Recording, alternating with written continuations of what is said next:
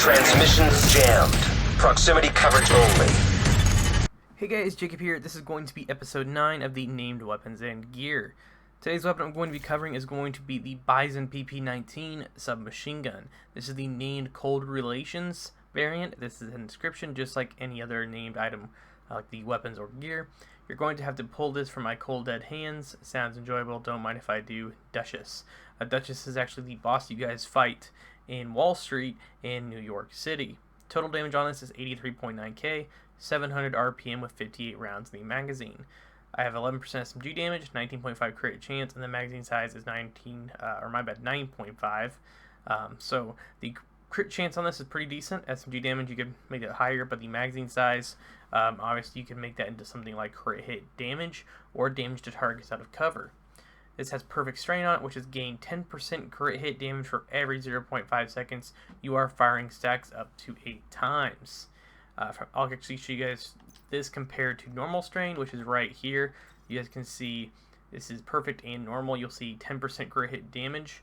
This is firing up to 8 times instead of 5 times, so it stacks up to 8 instead of 5. That's the main difference with perfect and normal strain. Originally, I thought perfect strain was going to be like 15% crit hit damage instead of 10, but overall, it's just how high you could stack this weapon.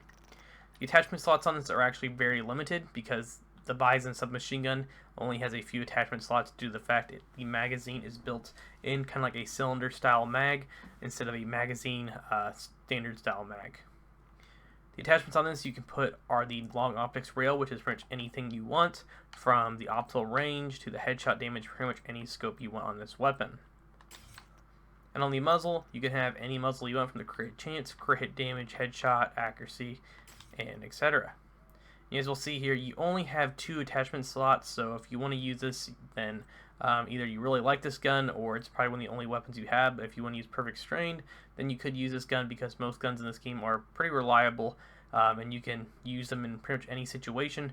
But I'd highly recommend using maybe something a little bit different if you don't really like the less attachment slots. So if you want more attachments, I'd probably recommend using something like the CMG Banshee because you can get the same stats on this and have strain as well on here, but you do have 4 attachment points, so that way you can get the extra crit hit chance or crit hit damage, whatever you're trying to get on your weapon.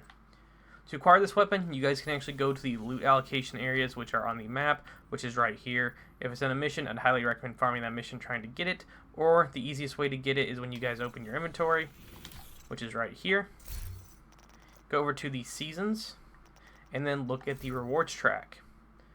As you'll see, I'm at rank 85, but if you go back, you will see at rank 80, Cold Relation is the named submachine gun you will actually get, and you can get this guaranteed from the pretty much the battle pass or the season pass, from what you call it, and you essentially can get any other, pretty much I think almost all the named weapons or the newer ones.